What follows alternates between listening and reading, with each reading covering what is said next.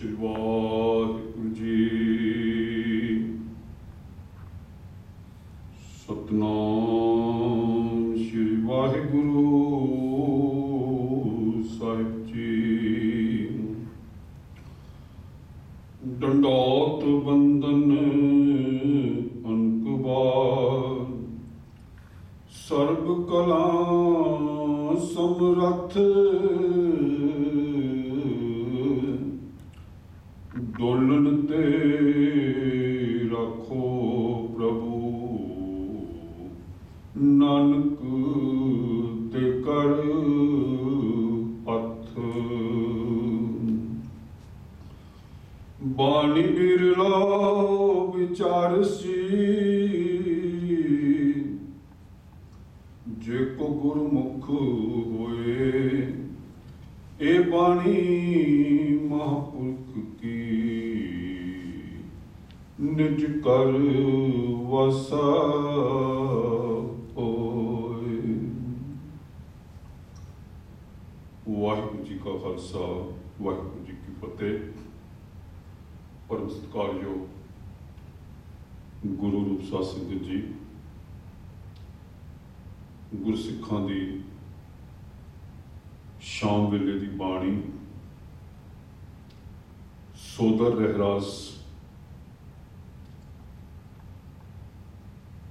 विच श्री गुरु गोबिंद सिंह जी महाराज की रचना कबियो बाज बेनती चौपई का विचार चिंतन चल रहा है। इस तो पहला असी बेनती चौपई के 6 बंद अर्थात 24 चरण ਜਾਂ 24 तुकां की व्याख्या करने का यत्न किया है। कबियोबाज अर्थात कवि जी की अपनी कथनी जो भी उन्होंने किया है,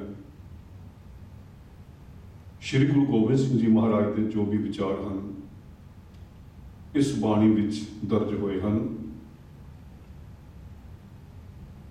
अगलियां कुछ पंक्तियां विच तुकां विच सतगुरु जी अकाल पुरख की महान हस्ती बारे गल कर रहे हैं, क्योंकि जो भारतीय परंपरा है उस विच इस तरह वेखण नूं आ रहा सी कि लोग प्रभु की हस्ती नालों टुट के ब्रह्मा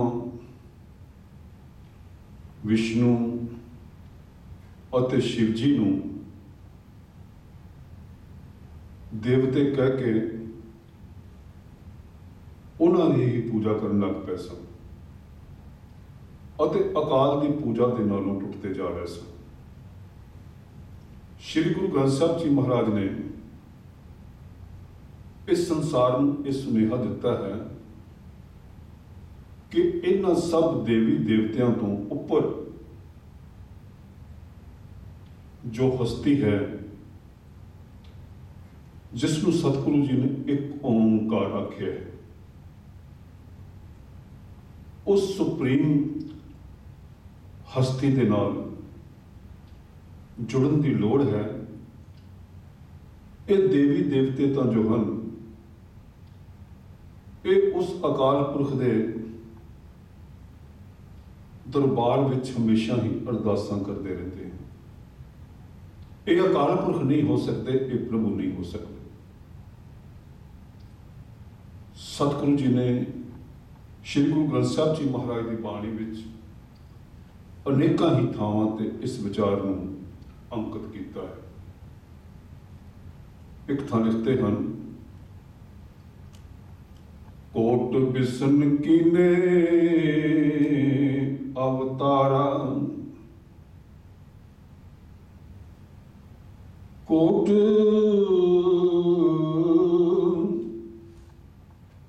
विष्णु कीने अवतार कोट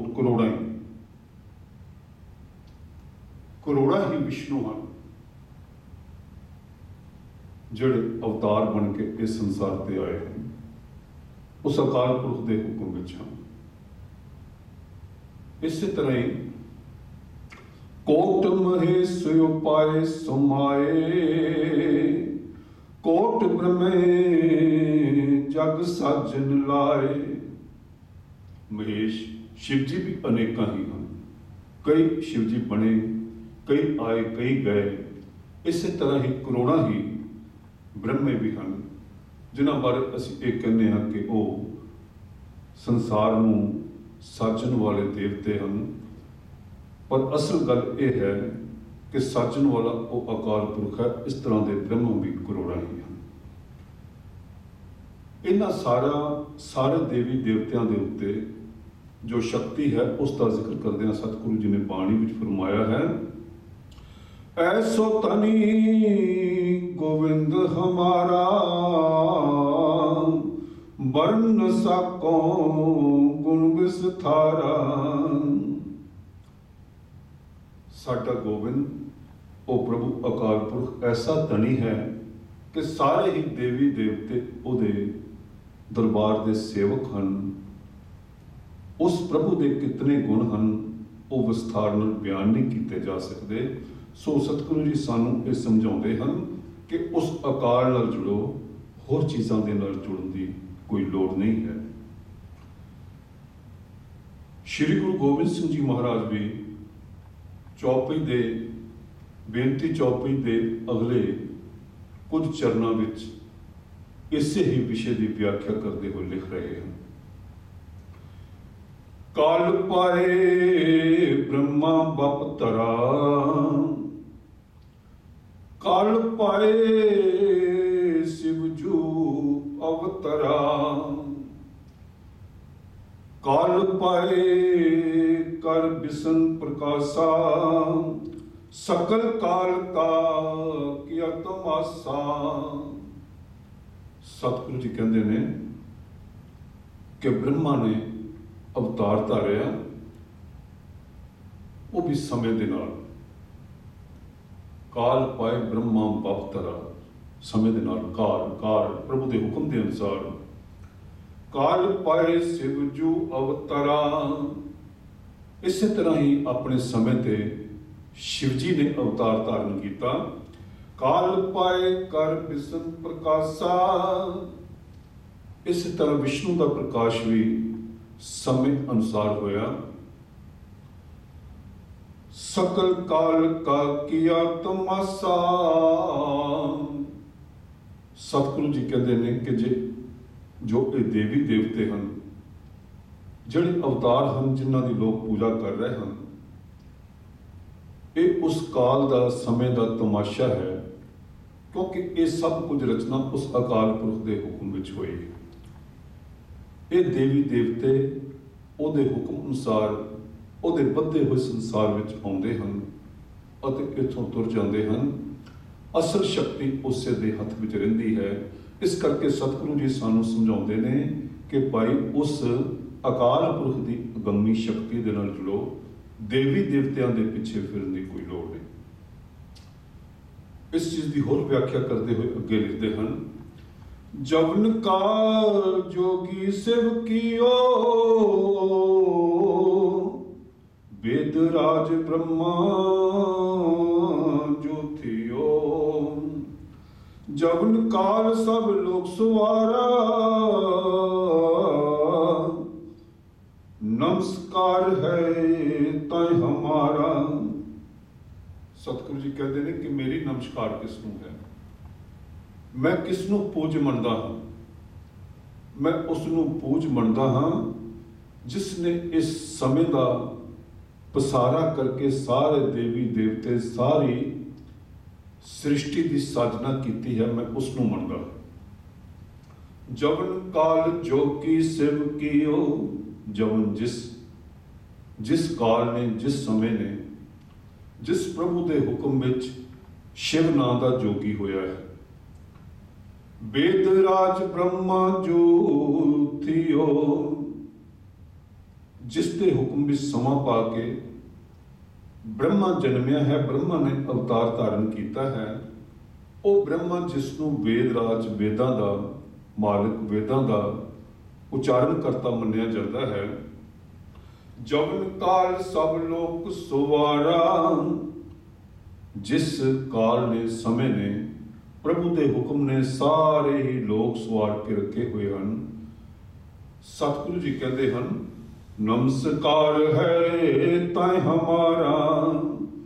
मेरी नमस्कार उस अकाल पुरख नूं है जो सारे ही समय की खेड नूं चलाउंदा है और जिसकी खेड विच ये देवी देवते पैदा होंदे हैं। इन्हां दी पूजा भी हुंदी है अते फिर इस संसार तो खत्म भी हो जाते हैं, गायब भी हो जाते हैं।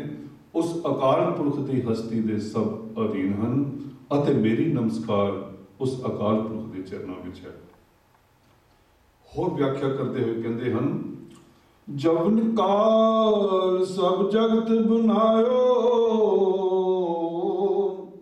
देव दैत जछन उपजायो।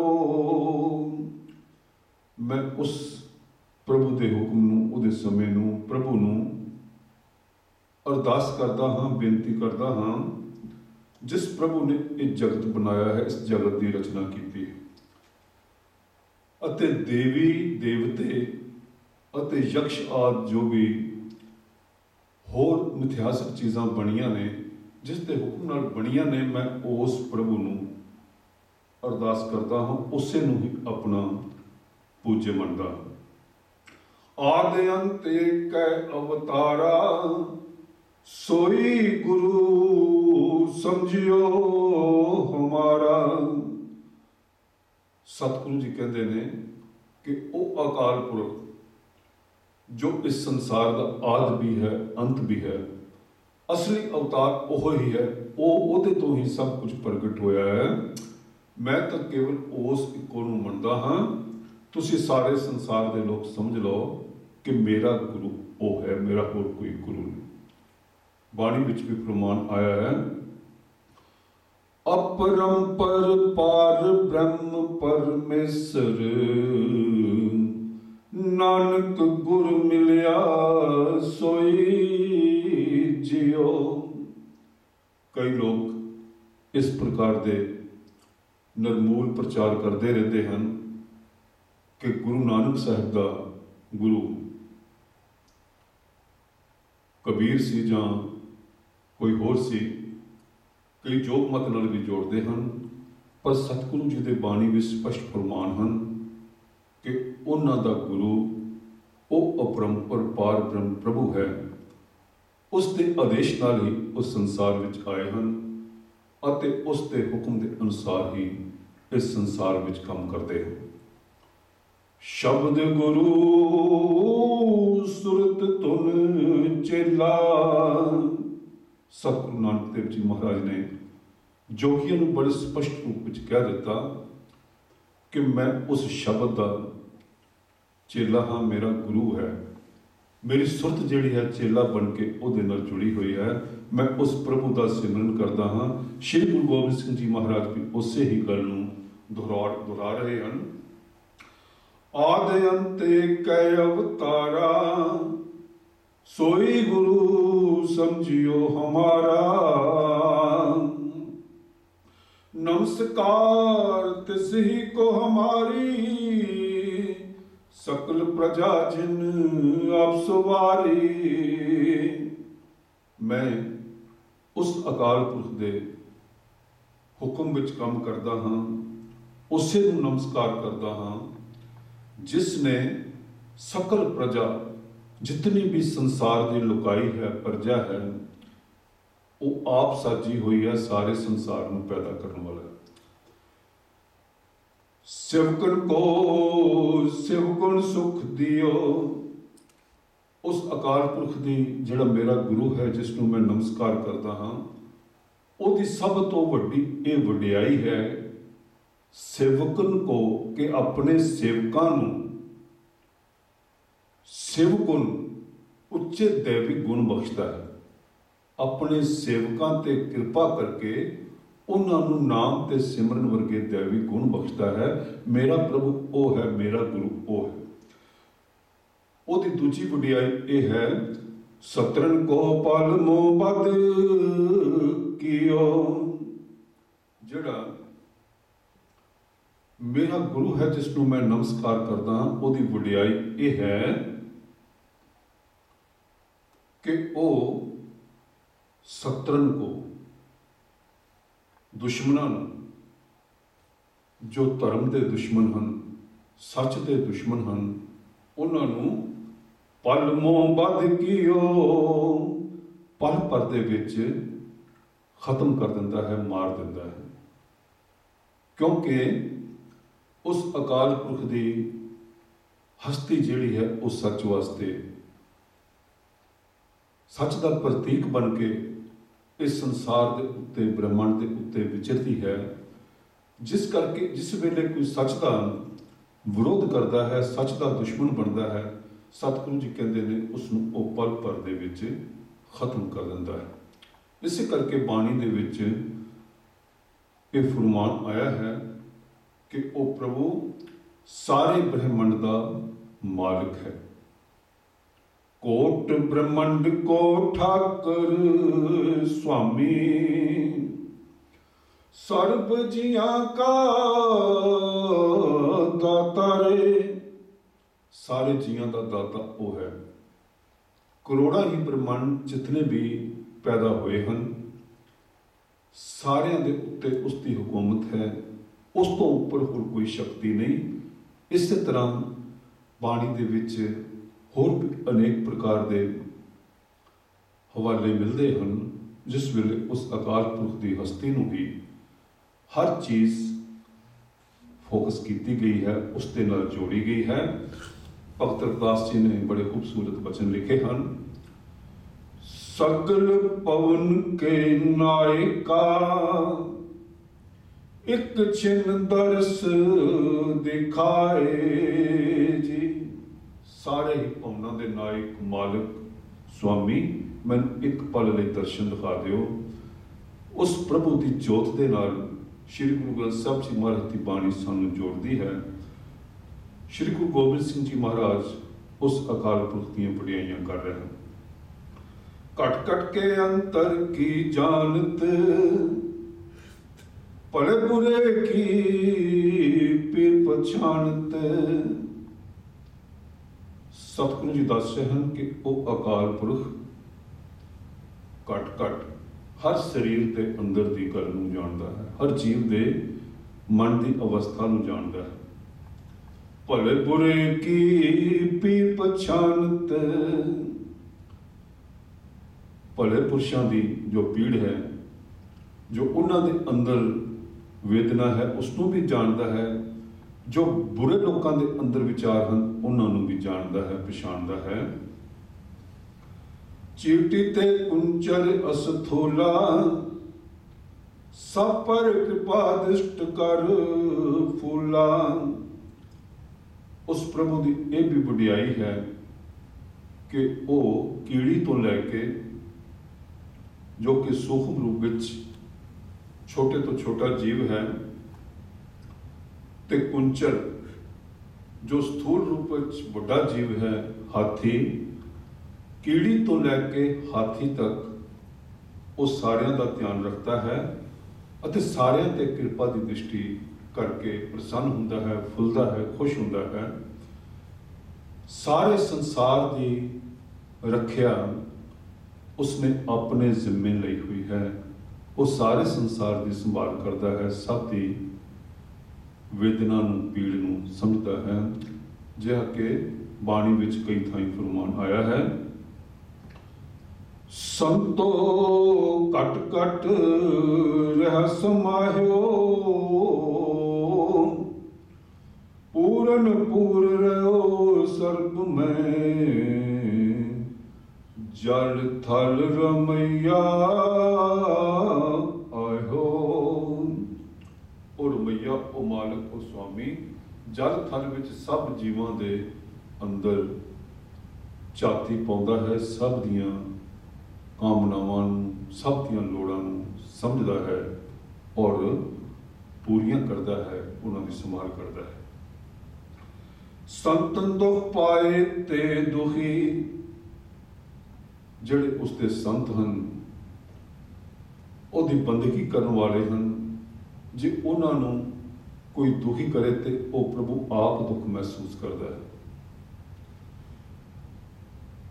ਸੁਖ ਪਾਏ ਸਾਧੁਨ ਕੇ ਸੁਖੀ, ਸਾਧੁਨ ਉਹ ਸੰਤ ਪੁਰਸ਼ ਜੋ ਪ੍ਰਭੂ ਦੀ ਬੰਦਗੀ ਵਾਲੇ ਹਨ, ਭਗਤੀ ਵਾਲੇ ਹਨ, ਜੇ ਉਹ ਸੁਖੀ ਹੁੰਦੇ ਨੇ ਤਾਂ ਉਹ ਵੀ ਸੁੱਖ ਮਹਿਸੂਸ ਕਰਦਾ ਹੈ। ਮਤਲਬ ਕਿ ਭਗਤਾਂ ਦੀ ਰੱਖਿਆ ਕਰਦਾ ਹੈ ਅਤੇ ਦੁਸ਼ਟਾਂ ਦਾ ਸੰਘਾਰ ਕਰਦਾ ਹੈ, ਅਤੇ ਇਸ ਗੱਲ ਦਾ ਹਮੇਸ਼ਾ ਧਿਆਨ ਰੱਖਦਾ ਹੈ ਕਿ ਉਹਦੇ ਸੰਤ ਕਦੀ ਕਸ਼ਟ ਵਿੱਚ ਨਾ ਆਉਣ, ਤਕਲੀਫ ਵਿੱਚ ਨਾ ਆਉਣ। ਏਕ ਏਕ ਕੀ ਪੀਰ ਪਛਾਨੈ, ਕਟ ਕਟ ਕੇ ਪਟ ਪਟ ਕੀ ਜਾਣੇ। ਇੱਕ ਇੱਕ ਜੀਵ ਦੇ ਮਨ ਦੀ ਪੀੜ ਨੂੰ ਉਹ ਸਮਝਦਾ ਹੈ, ਪਛਾਣਦਾ ਹੈ, ਅਤੇ ਕਟ ਕਟ ਕੇ ਪਟ ਪਟ ਕੀ ਜਾਣੇ। ਹਰ ਸਰੀਰ, ਕਟ ਸਰੀਰ, ਪਟ ਪਰਦਾ, ਸਰੀਰਾਂ ਦੇ ਅੰਦਰ ਜੋ ਵੀ ਹਰ ਸਰੀਰ ਦੇ ਅੰਦਰ ਗੁਪਤ ਤੋਂ ਗੁਪਤ ਪਰਦੇ ਦੇ ਅੰਦਰ ਗੱਲ ਛੁਪੀ ਹੋਈ ਹੈ, ਉਹ ਉਸ ਨੂੰ ਪਤਾ ਹੈ, ਉਹ ਸਭ ਕੁਝ ਜਾਣਨ ਵਾਲਾ ਹੈ। ਸੋ ਸਤਿਗੁਰੂ ਜੀ ਸਾਨੂੰ ਇਹ ਸਮਝਾ ਰਹੇ ਹਨ ਕਿ ਭਾਈ ਉਹ ਅਕਾਲ ਪੁਰਖ ਹੀ ਸਰਬ ਸ਼ਕਤੀਮਾਨ ਹੈ, ਬਾਕੀ ਸਾਰੇ ਹੀ ਜੀਵ ਉਸਦੇ ਹੁਕਮ ਵਿੱਚ ਚੱਲਦੇ ਹਨ। ਚਾਹੇ ਉਹ ਕਿੱਡੇ ਵੀ ਵੱਡੇ ਦੇਵੀ ਦੇਵਤੇ ਹੋਣ, ਚਾਹੇ ਉਹ ਹੋਰ ਵੀ ਹੋਣ, ਪਰ ਉਹ ਸਾਰਿਆਂ ਦੇ ਉੱਤੇ ਰਾਜ ਕਰਦਾ ਹੈ। ਉਸ ਦੀ ਹੁਕੂਮਤ ਜਿਹੜੀ ਹੈ, ਉਸ ਦੀ ਸ਼ਕਤੀ ਜਿਹੜੀ ਹੈ, ਉਹ ਹੀ ਸੁਪਰੀਮ ਹੈ, ਉਹਦੇ ਨਾਲ ਜੁੜਨ ਦੀ ਲੋੜ ਹੈ। ਇਸੇ ਕਰਕੇ ਸ਼੍ਰੀ ਗੁਰੂ ਗੋਬਿੰਦ ਸਿੰਘ ਜੀ ਮਹਾਰਾਜ ਨੇ ਖਾਲਸੇ ਨੂੰ ਇਹ ਹੁਕਮ ਕੀਤਾ ਹੈ ਕਿ ਉਸਨੇ ਹੋਰ ਕਿਸੇ ਦੀ ਪੂਜਾ ਨਹੀਂ ਕਰਨੀ। पूजा अकाल की,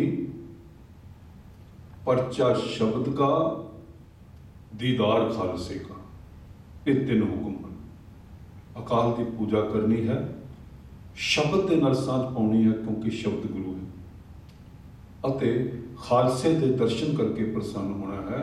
गुरसिख ने आप खालसा बनना है अते खालसे के नाल जुड़ना है। सतगुरु जी हुण अगलियां पंक्तियां विच सृष्टि रचना के विषय उत्ते गल कर रहे हैं कि इस सृष्टि किस तरह बनी है, उस प्रभु ने इसकी रचना किवें कीती।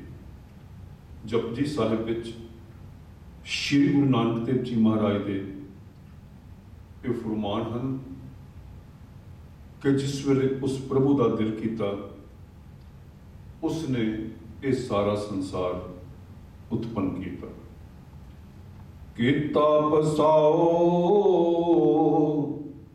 एको गवाओ, तिस्त होए लख दरियाओ।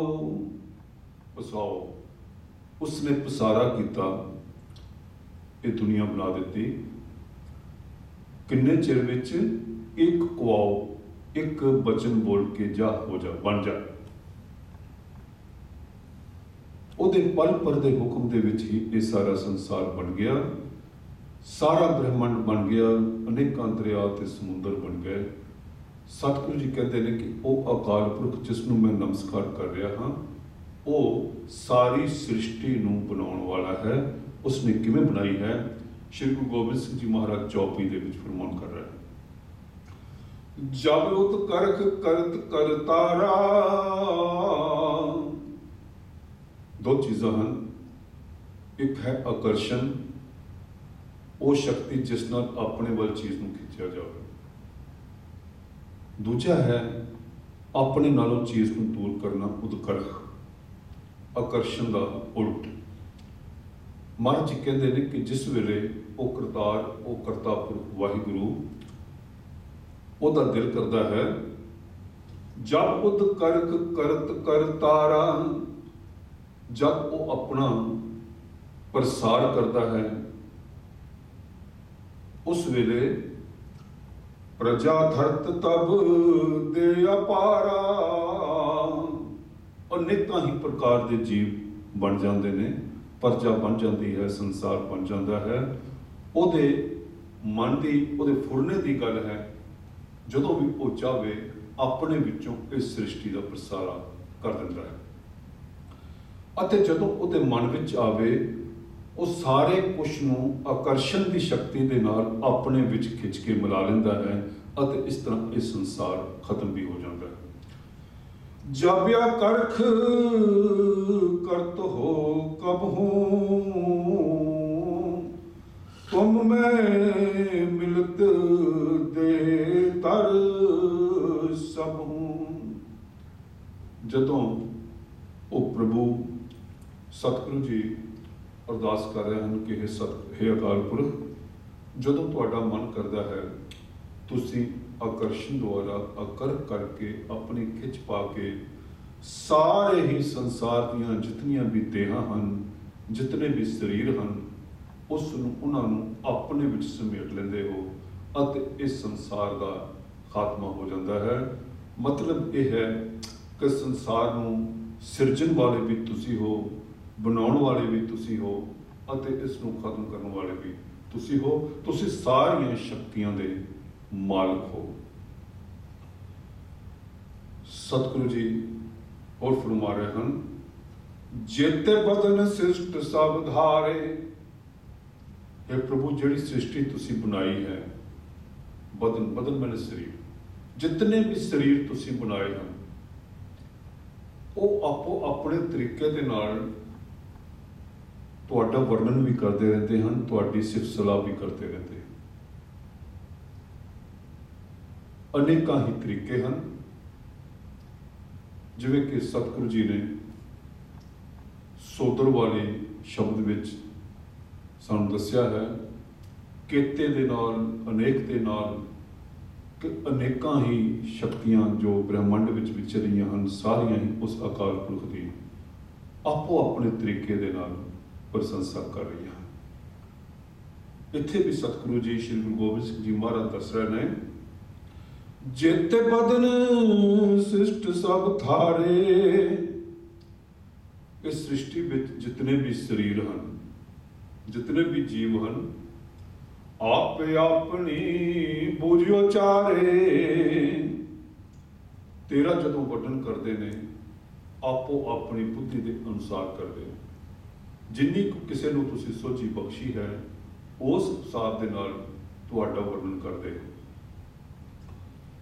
तुम सब ही तेरे निरालम। पर सच्चाई ये है कि तुसी सारियां तो ही वखरे रहंदे हो, निर्लेप रहंदे हो। निरालम, तुसी निर्लेप हो, तुहानूं लोग समझ नहीं सकते। इस संसार के जीवां कोल इन्नी शक्ति नहीं कि तुहानूं समझ सकन। इस फलसफे नूं कि उस अकाल पुरख की शक्ति नूं समझिया नहीं जा सकता। साढ़े सारे ही धर्म ग्रंथों विच इस गल की चर्चा हुई। जानत वेद भेद आलम, जिहड़े वेद वर्गे ग्रंथ हैं, धर्म शास्त्र हैं, महाराज जी कहते हैं कि इस भेद नूं जानते हैं कि असीं यतन करते हाँ कि उहदे गुण गाइए, उहदी व्याख्या करिए, पर साडे वस दी एक गल नहीं।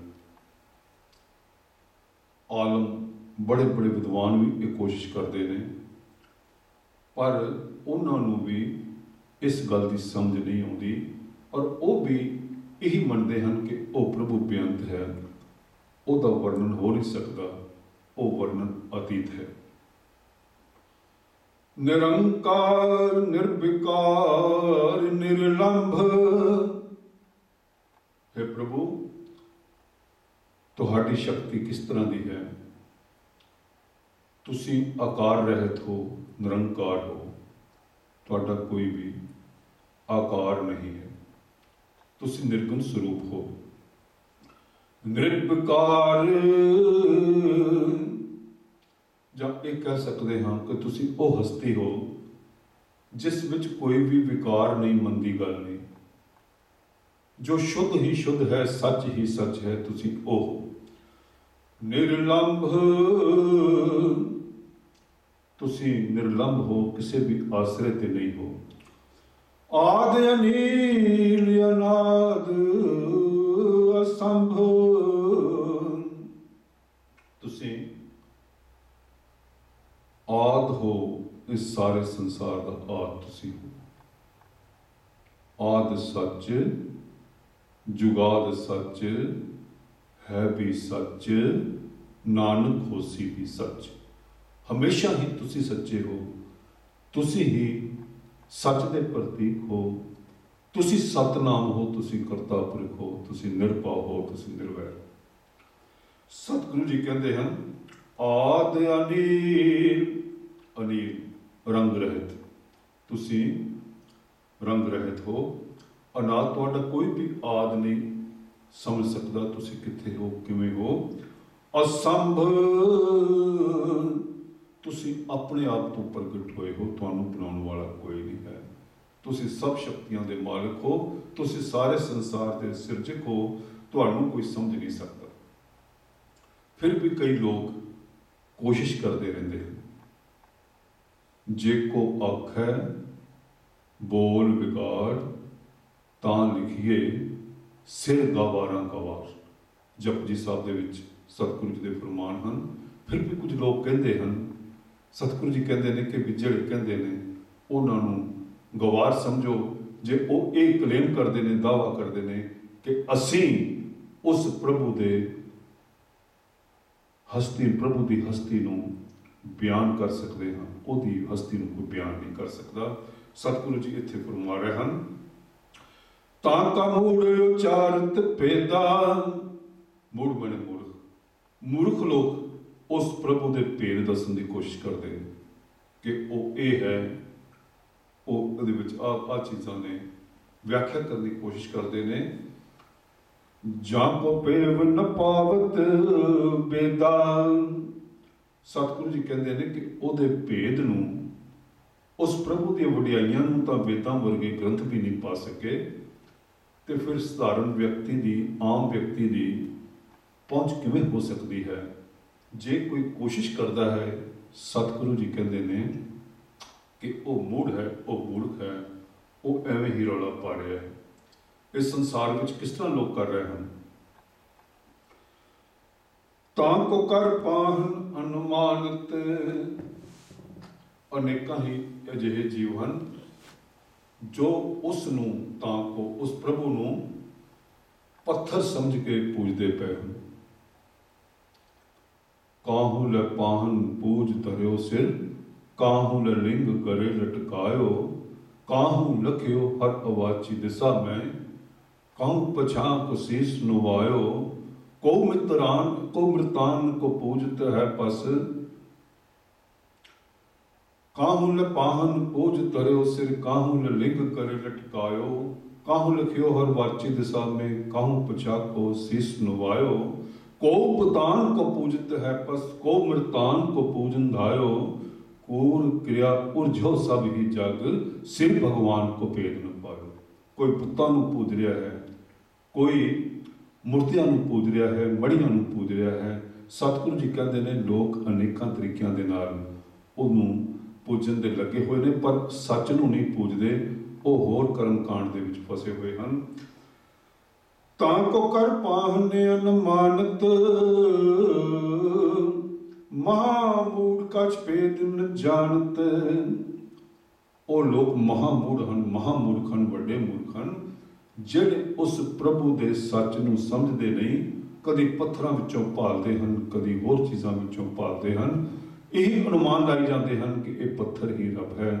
ਸਤਿਗੁਰੂ ਜੀ ਨੇ ਸਾਨੂੰ ਬੁੱਤ ਪੂਜਾ ਤੋਂ, ਪੱਥਰ ਦੀ ਪੂਜਾ ਤੋਂ ਰੋਕਿਆ ਹੈ, ਕਿਉਂਕਿ ਖਾਲਸਾ ਉਹ ਹੈ ਜੋ ਇਹਨਾਂ ਚੀਜ਼ਾਂ ਤੋਂ ਬਚ ਕੇ ਰਹਿੰਦਾ ਹੈ। ਅਤੇ ਜਾਗਤ ਜੋਤ ਦੀ ਪੂਜਾ ਕਰਦਾ ਹੈ। ਜਾਗਤ ਜੋਤ ਜਪੈ ਨਿਸਬਾਸਰ, ਏਕ ਬਿਨਾ ਮਨ ਨੈਕ ਨ ਆਨੈ। ਉਸਨੇ ਜਾਗਤ ਜੋਤ ਤੋਂ ਬਿਨਾਂ ਹੋਰ ਕਿਸੇ ਨੂੰ ਨਹੀਂ ਮੰਨਣਾ, ਪੱਥਰਾਂ ਨੂੰ ਨਹੀਂ ਮੰਨਣਾ, ਕਬਰਾਂ ਨੂੰ ਨਹੀਂ ਮੰਨਣਾ, ਹੋਰ ਕਿਸੇ ਵੀ ਇਸ ਤਰ੍ਹਾਂ ਦੀ ਚੀਜ਼ ਨੂੰ ਨਹੀਂ ਮੰਨਣਾ। ਉਸ ਅਕਾਲ ਪੁਰਖ ਦੀ ਹਸਤੀ ਨੂੰ, ਉਸ ਨਿਰੰਕਾਰ ਦੀ ਹਸਤੀ ਨੂੰ ਸਿਰਫ ਸੁਪਰੀਮ ਮੰਨ ਕੇ ਉਹਦੇ ਨਾਲ ਜੁੜਨਾ ਹੈ। ਸੰਸਾਰ ਦੇ ਲੋਕਾਂ ਦੀ ਕੀ ਹਾਲਤ ਹੈ, ਸਤਿਗੁਰੂ ਜੀ ਦੱਸ ਰਹੇ ਹਨ। महादेव को कहत सदा शिव,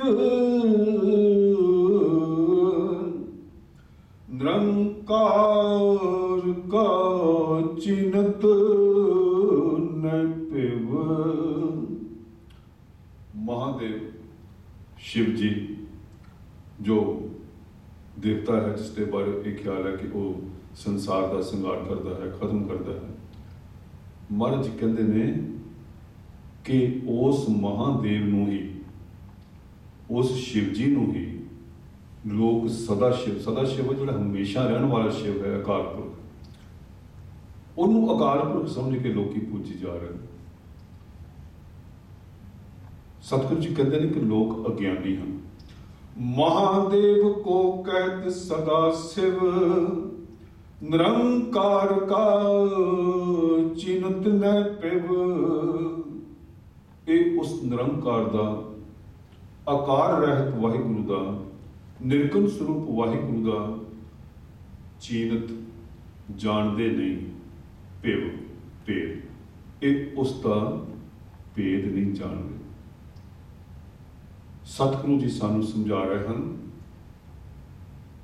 ਕਿ हे ਗੁਰਸਿੱਖ, हे ਅਕਾਲ ਦੇ ਸੇਵਕ, हे ਸਦਾ ਸ਼ਿਵ ਪ੍ਰਭੂ ਦੇ ਸੇਵਕ, ਉਸ ਪ੍ਰਭੂ ਦੇ ਨਾਲ ਜੁੜ।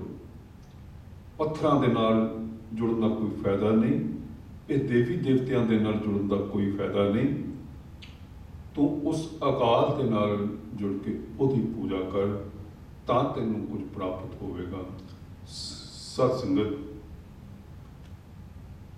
ਇਸ 16ਵੇਂ ਬੰਦ ਤੱਕ ਸਤਿਗੁਰੂ ਜੀ ਨੇ ਭਰਪੂਰ ਰੂਪ ਦੇ ਵਿੱਚ ਉਸ ਅਕਾਲ ਪੁਰਖ ਦੀ ਅਸੀਮ ਹਸਤੀ ਦਾ ਵਿਵਰਨ ਕੀਤਾ ਹੈ ਅਤੇ ਨਾਲ ਹੀ ਸੰਸਾਰ ਦੀ ਉਤਪਤੀ ਬਾਰੇ ਆਪਣੇ ਵਿਚਾਰ ਦੱਸੇ ਹਨ।